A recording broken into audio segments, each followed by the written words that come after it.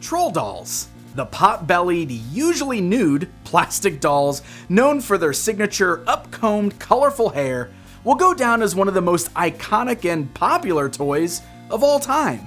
Just think back, I'm certain you've all had at least one troll toy at some point in your lives. They first hit the US in the early 1960s and became a massive success immediately. They've gone in and out of popularity again and again throughout the years, seeing successful periods again in the 1970s and the 1980s, but hit another massive boom in popularity in the 1990s. It was during this boom that many different companies attempted to use the troll doll concept and marketing it specifically to boys through various lines of action figures. Weird? You bet. But sometimes those weird concepts make for intriguing, wacky, and sometimes even fun toy lines. We're diving into the weird world of troll-themed action figures today on Toysplosion.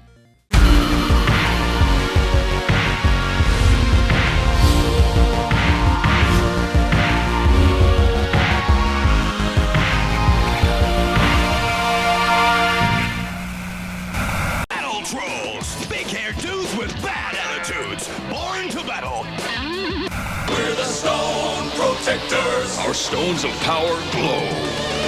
Troll warriors fighting for troll power, each sold separately with power tattoo. So before we get much further, here's a little bit of history on the popular troll doll. The original dolls were created by Danish fisherman Thomas Dam. The first troll was made of wood and was a gift for his daughter, and the popularity of that doll amongst her friends ultimately led to him starting his own company, Dom Things. That way he could mass produce the dolls in plastic for retail sale.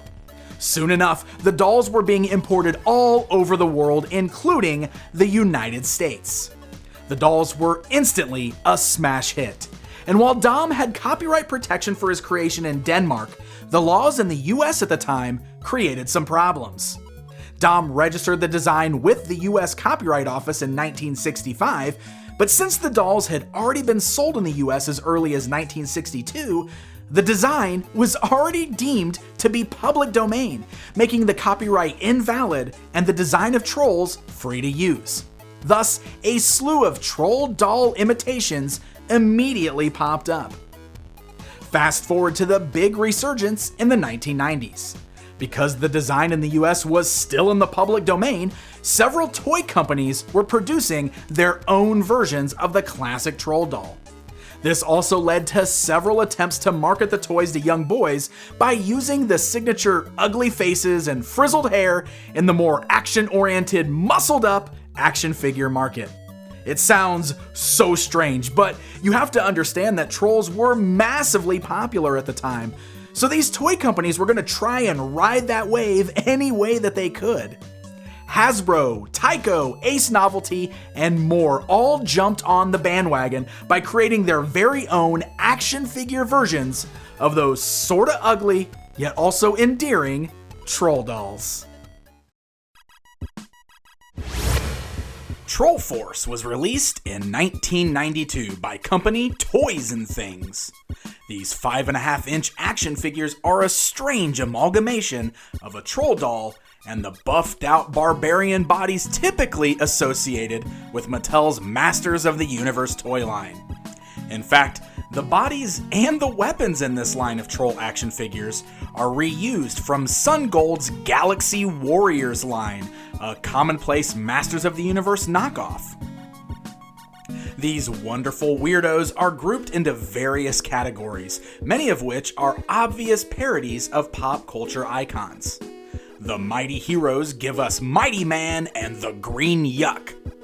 The Pro Wrestlers group gives us Big T and Mohawk. The Terminator-esque Future Fighters gives us the awesome Metal Man and Android Man.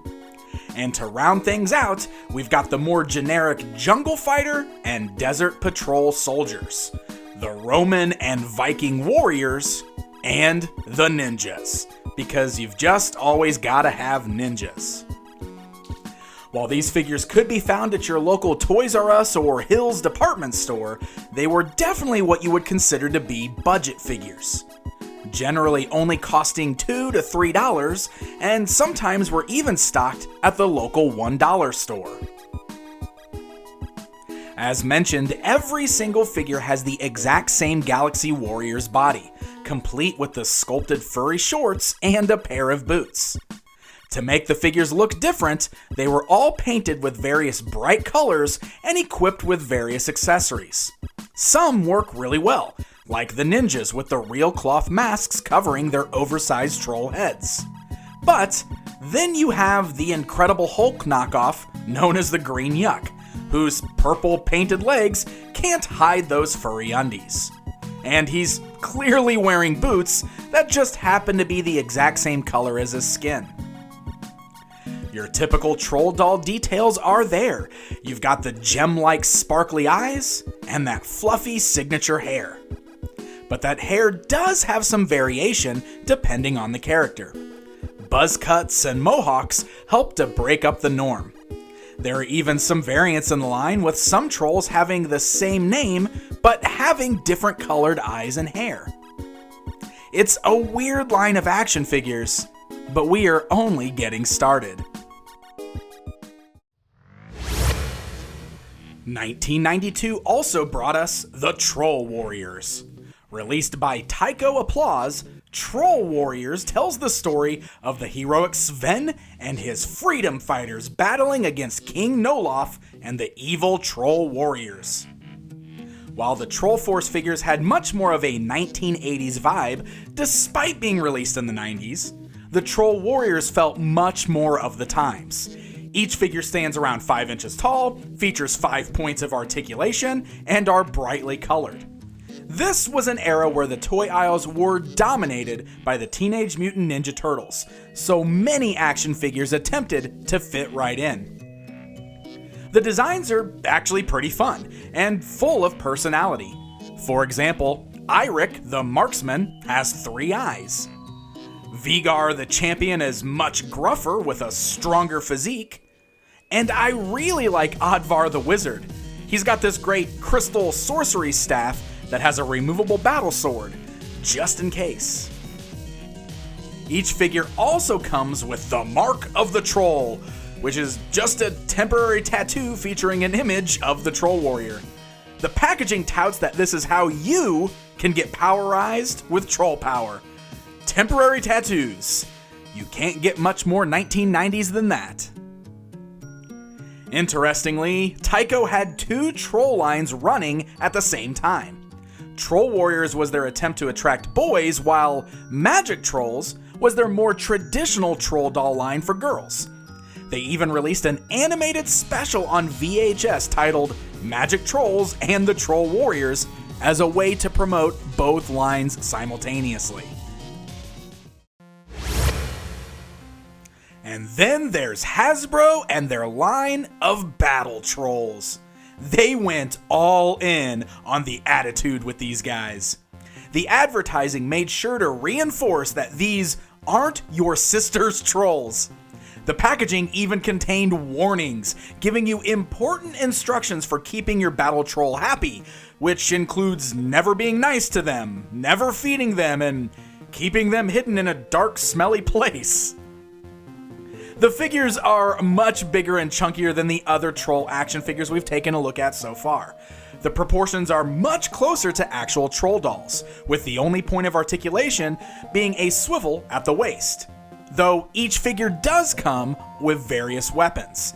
Many of these weapons include a missile that can be fired with the flick of a finger, although since you can't really pose the figure's arms, the weapons are sometimes always stuck facing the ground, causing the missiles to simply fall out. Oh, and here's a fun fact. See this blaster that comes with Trollbot? It's reused from Bruiser the Berserker Baboon of Hasbro's Bucky O'Hare toy line.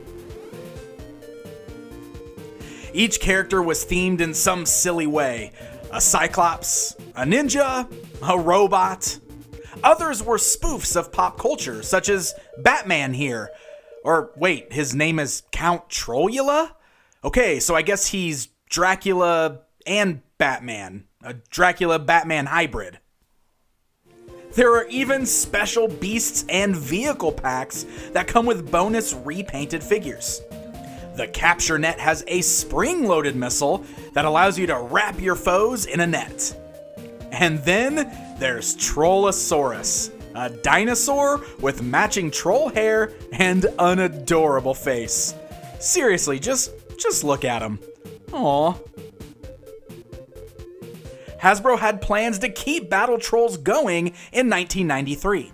New figure prototypes were even shown off in that year's Toy Fair catalog, showing that they would keep the pop culture spoofs going with Battle Trolls that resembled characters like Swamp Thing, the Joker, and a Xenomorph from Aliens. But low sales brought an early end to the line, meaning that these proposed figures would never actually go into production.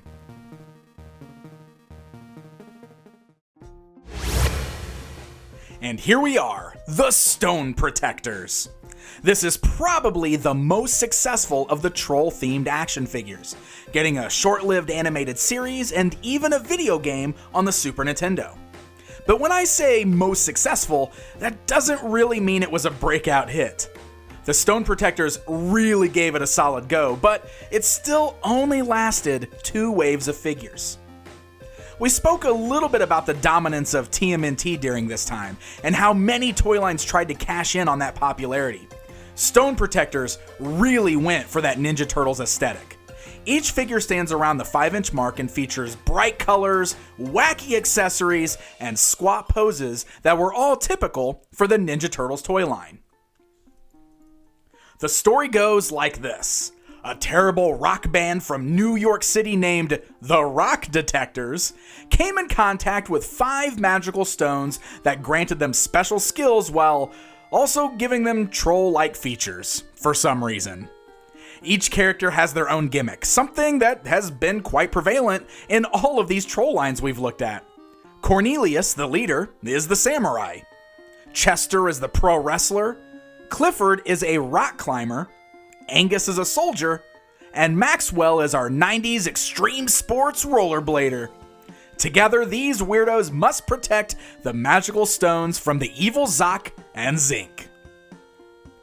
The stones embedded in the chests of each figure have their own action features.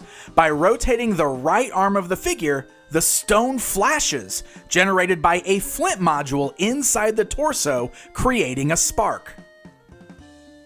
We even got a few wacky vehicles in the line, with my personal favorite being the Anti-Aircraft Barbecue, which is a modified grill that your Stone Protectors can sit at and launch steaks at their enemies. Delicious. The second wave of action figures were sports themed, giving us variants of the main good guys and also giving us 2 new bad guys to add to the collection. However, this would mark the end of the Stone Protector series. It's honestly a really well done toy line, but it just could not escape the label of being a cheap knockoff of the much more successful Teenage Mutant Ninja Turtles. Seriously, there was just no toppling that giant during the early 90s. I mean, they even did their own version of the troll action figure. Game over, man. None of the troll-turned-action figures we took a look at today found much success. Most of these lines only lasted on store shelves for about a year before being canceled. Then, in 1994, Congress amended the US copyright laws, which resulted in the copyrights for many foreign works that had been declared public domain now being restored. This included Dom's company, now known as the Troll Company, getting the rights back to the Troll doll by 1996, the design that Charles Dom had originally created and was still marketing to much success outside of the United States. This led to many lawsuits in the coming years, shutting down all of the non-Troll Company trolls from being produced by the many different toy companies.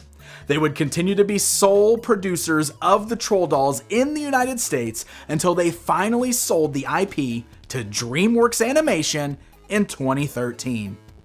So one of the US's all-time most popular toys is shrouded in controversy due to copyright laws. It's a fascinating story, and no doubt led to one of the strangest action figure fads in recent memory.